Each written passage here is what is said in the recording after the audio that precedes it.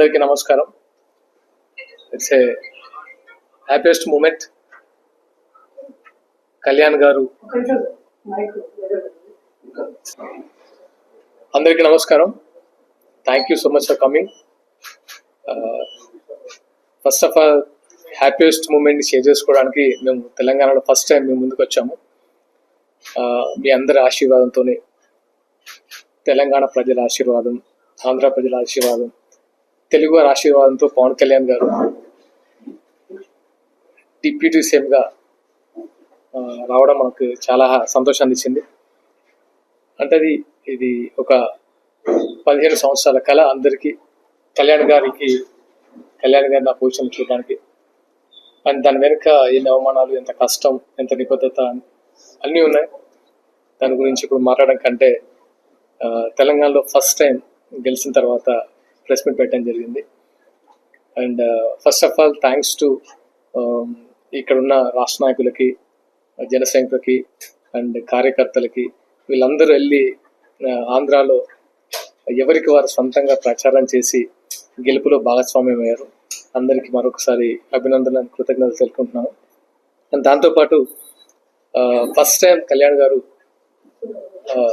Deputy CM అయ్యాక అధికారికంగా కొండగట్టుకు రావడం జరుగుతుంది. అండ్ రేపు మార్నింగ్ మాదాపూర్ ఇంటి నుంచి 7 to 7:30 మధ్యలో బయలుదేరి కొండగట్టు రీచ్ అవుతారు, 11 o'clock మధ్యలో. అండ్ పూర్తి భద్రత వలయం ఉంటుంది. తెలంగాణ వ్యాప్తంగా అభిమానులు, జన సైనికులు అండ్ కార్యకర్తలు, వీర మహిళలు అందరూ ఆయన కోసం వెయిట్ చేస్తున్నారు.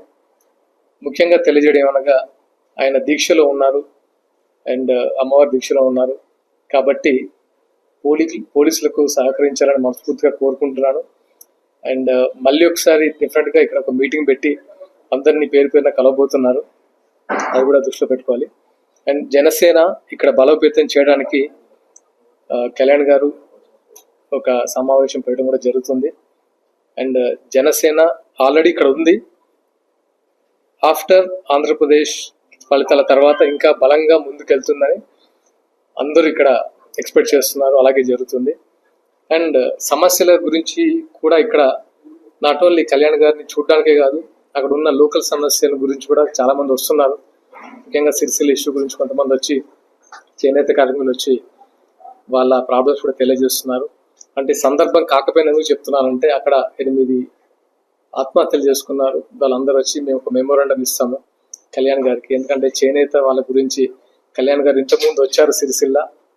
అండ్ మా ప్రాబ్లమ్స్ ఇప్పుడు కొంచెం పెద్దగా అయ్యాయి గవర్నమెంట్ తర్వాత. ఎందుకంటే ఈ 10 సంవత్సరాల కాలం కంటే ఇప్పుడు కొంచెం 6 నెలల్లోనే 8 ఆత్మహత్యలు చేసుకున్నారు.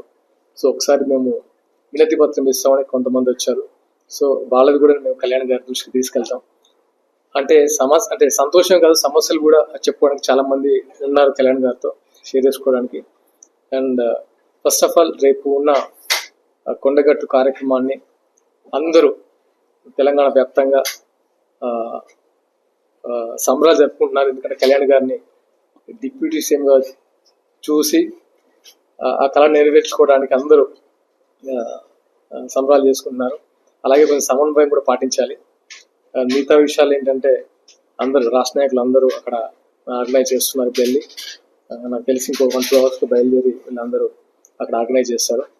అండ్ ఫర్దర్గా డెఫినెట్గా మీ ముందుకు చాలా విషయాలు తెలియజేస్తాం. ఎందుకంటే పార్టీ బలోపేతం గురించి కానీ, లేకపోతే ఇక్కడ నాయకత్వం గురించి కానీ అన్ని విషయాలు త్వరలో మీ ముందుకు తెలియజేస్తాం. అండ్ మరొకసారి thank you so much for coming. Thank you. Sir, యాక్చువల్గా మీరు అన్నట్టు కళ్యాణ్ గారు ఎప్పుడో చెప్పారు, జనసేన రాజకీయాలు లేకుండా రెండు తెలుగు రాష్ట్రాలు ఉండవని ఎప్పుడో చెప్పారు. దానిలో భాగంగా ఫస్ట్ రాష్ట్రాన్ని ఆంధ్రప్రదేశ్లో తన మార్కెంటో చూపించారు. అంటే అవుట్ ఆఫ్ 21కి సీట్స్ కొట్టి అంటే ఎన్డీఏలోనే ఒక ప్రభావితం చేశారు. అలాగే తెలంగాణలో కూడా ఆయన మార్క్ ఉంటుంది.